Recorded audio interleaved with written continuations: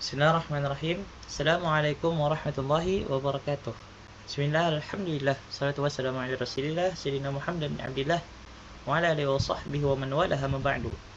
Halo teman-teman semua, pada kesempatan kali ini saya Muhammad Ainullah akan menjelaskan materi yang sangat penting dalam metode penelitian, yaitu tentang penelitian kuantitatif dengan fokus pada, ayo siapa yang tahu? Ya, betul. Fokus kita kepada hipotesis dan juga variabel.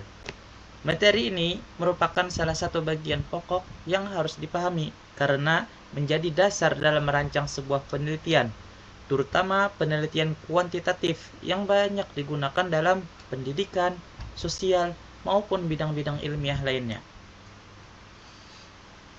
Untuk penjelasan kali ini, kurang lebih insya Allah saya akan menjelaskan sekitar 10 menit kurang lebihnya untuk memberikan pemahaman yang lebih mendalam tentang konsep penelitian kuantitatif, hipotesis, dan juga variabel. Yang pertama, kita akan menjelaskan tentang penelitian kuantitatif. Penelitian kuantitatif adalah penelitian yang menggunakan angka, mulai dari proses pengumpulan data, pengolahan data, hingga penarikan kesimpulan. Penelitian ini berusaha menjelaskan hubungan antara variabel secara objektif melalui analisis statistik. Jadi, penelitian kuantitatif bukan sekedar mengumpulkan angka saja, tetapi menggunakan angka untuk menjawab pertanyaan penelitian secara ilmiah.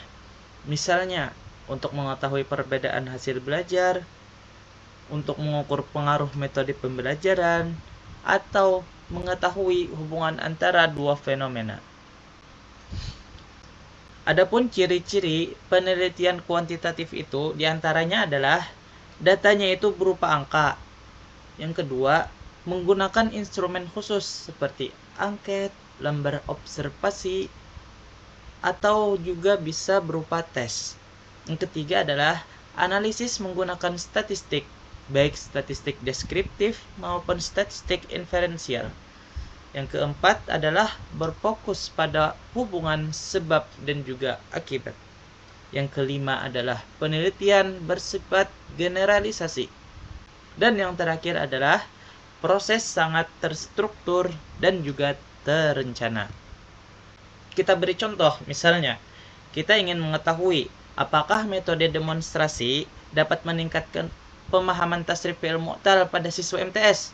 Nah, jadi di sini diperlukan angka-angka seperti skor tes. Nah, jadi skor tes itu menjadi data utama untuk menarik kesimpulannya. Selanjutnya adalah komponen penelitian kuantitatif. Nah, jadi teman-teman semua, sebelum kita membahas hipotesis dan juga variabel, alangkah baiknya kita harus mengetahui juga komponen penelitian kuantitatif secara umum. Yang pertama adalah rumusan masalah. Nah, jadi rumusan masalah ini menjadi dasar dan arah penelitian. Misalnya, apakah metode demonstrasi itu berpengaruh terhadap pemahaman tasrif fi'il mu'tal pada siswa MTS ataukah tidak? Itu yang pertama, rumusan masalah. Yang kedua, itu adalah hipotesis. Ini adalah dugaan sementara atau jawaban sementara yang akan diujikan. Yang ketiga adalah variabel penelitian, yaitu segala sesuatu yang diteliti dan yang diukur. Yang keempat adalah populasi dan juga sampel. Populasi adalah keseluruhan subjek, sedangkan sampel itu adalah sebagian subjek yang dijadikan responden. Yang kelima adalah teknik pengumpulan data. Jadi kuantitatif ini teknik pengumpulannya itu seperti tes tulis, angket, observasi, dan juga dokumentasi. Dan yang terakhir adalah analisis statistik. Nah, jadi analisis statistik ini menggunakan statistik seperti UGT, korelasi, regresi, ANOVA, dan lain-lainnya. Nah, setelah ini baru kita akan masuk kepada penjelasan tentang hipotesis dan juga variabel. Yang pertama dahulu, kita akan menjelaskan tentang apa itu hipotesis. Hipotesis ini salah satu komponen daripada penelitian kuantitatif. Hipotesis adalah jawaban sementara atau dugaan sementara terhadap rumusan masalah yang kebenarannya masih harus dibuktikan melalui data empiris. Hipotesis muncul dari teori atau penelitian terdahulu, jadi tidak dibuat asal-asalan, tetapi berdasarkan landasan ilmiah. Adapun fungsi hipotesis ini yaitu yang pertama, memberi arah dalam penelitian, yang kedua, menentukan teknik analisis statistik yang akan digunakan, dan yang ketiga itu menjadi dasar untuk menarik kesimpulan. Selanjutnya yaitu adalah macam-macam hipotesis. Yang pertama adalah itu hipotesis deskriptif, yaitu menjelaskan satu variabel saja. Contohnya itu tingkat pemahaman siswa terhadap tasrif fi'il mu'tal berada pada kategori tinggi. Nah, jadi itu satu variabel saja. Yang kedua adalah hipotesis komparatif, yaitu membandingkan dua kelompok. Yaitu misalnya kita beri contoh, ada perbedaan pemahaman antara siswa yang menggunakan metode demonstrasi dan yang menggunakan metode ceramah. Nah, jadi itu membandingkan metode demonstrasi dan juga metode ceramah terhadap pemahaman siswa tadi. Dan yang terakhir adalah hipotesis asosiatif atau ada hubungan. Nah, jadi hipotesis asosiatif ini adalah menguji hubungan antar variabel tadi. Contohnya, ada hubungan yang signifikan antara penerapan metode demonstrasi dengan pemahaman tasrif fi'il mu'tal.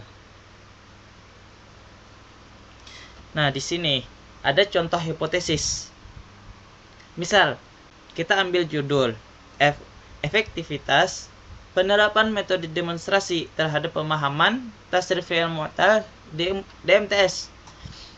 Hipotesisnya yang pertama, H1 atau hipotesis alternatif, yaitu adalah kata-kata metode demonstrasi berpengaruh signifikan terhadap pemahaman tasrif fi'il mu'tal. Adapun H0 atau hipotesis 0 itu kebalikan daripada hipotesis alternatif yang pertama tadi, yaitu metode demonstrasi tidak berpengaruh terhadap pemahaman tasrif fi'il mu'tal. Nah, jadi ini ada dua perbandingan antara hipotesis alternatif dan juga hipotesis 0.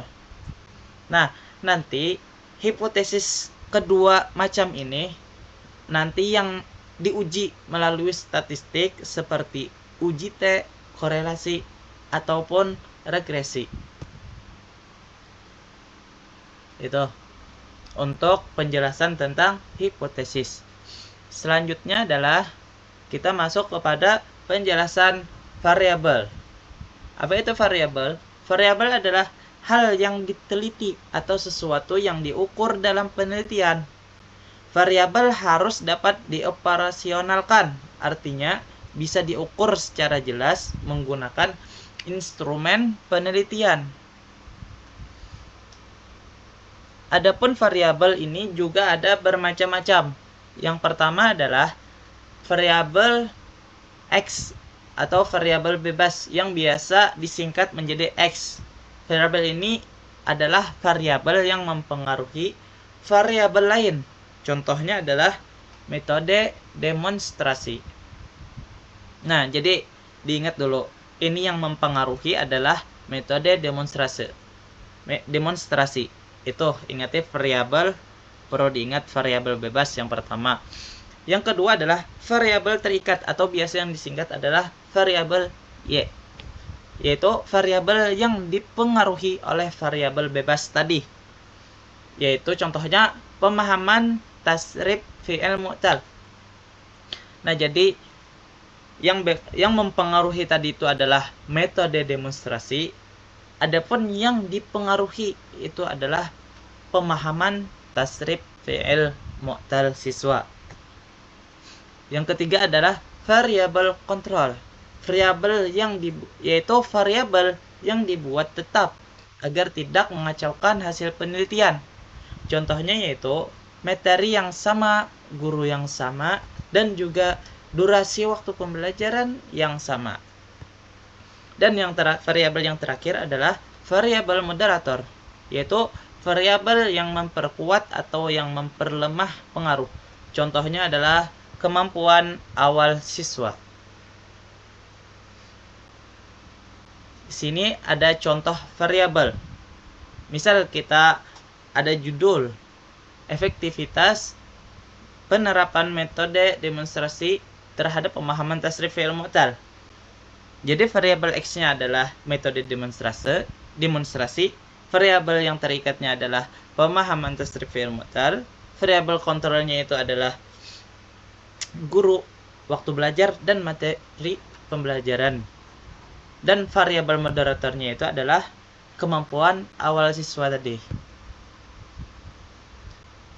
Selanjutnya yaitu ini adalah contoh hipotesis dan juga variabel dalam hasil penelitian. Nih ada contoh. Misalnya, setelah data dikumpulkan, dilakukan analisis menggunakan uji T. Ternyata hasilnya adalah nilai signifikansi, yaitu 0.03. Artinya 0.03 ini adalah nilai lebih kecil daripada batasnya, yaitu di PPT di sini kita ada 0.05. Maka hipotesis alternatifnya tadi tuh diterima, atau hipotesis 1 itu diterima, yaitu metode demonstrasi tadi itu berpengaruh terhadap pemahaman tasrif fi'il mu'tal. Sangat signifikan tadi pertama. Nah, seandainya nilainya lebih dari 0.05 misal 0.07 misal. Nah, maka itu yang metode demonstrasi tadi itu akan ditolak atau tidak berpengaruh. Nah, itu teman-teman semua.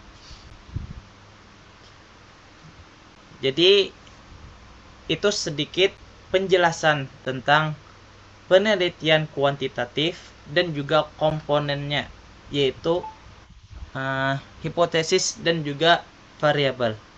Jadi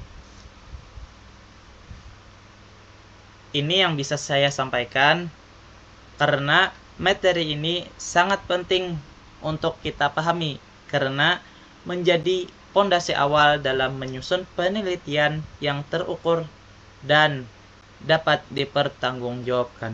Semoga penjelasan yang sangat-sangat singkat ini bermanfaat untuk kita semua, terutama dalam membantu kita untuk penelitian nantinya. Sekian dari saya. Kalau ada salah mohon dimaafkan, salah khilafnya mohon maaf. Wassalamualaikum warahmatullahi wabarakatuh.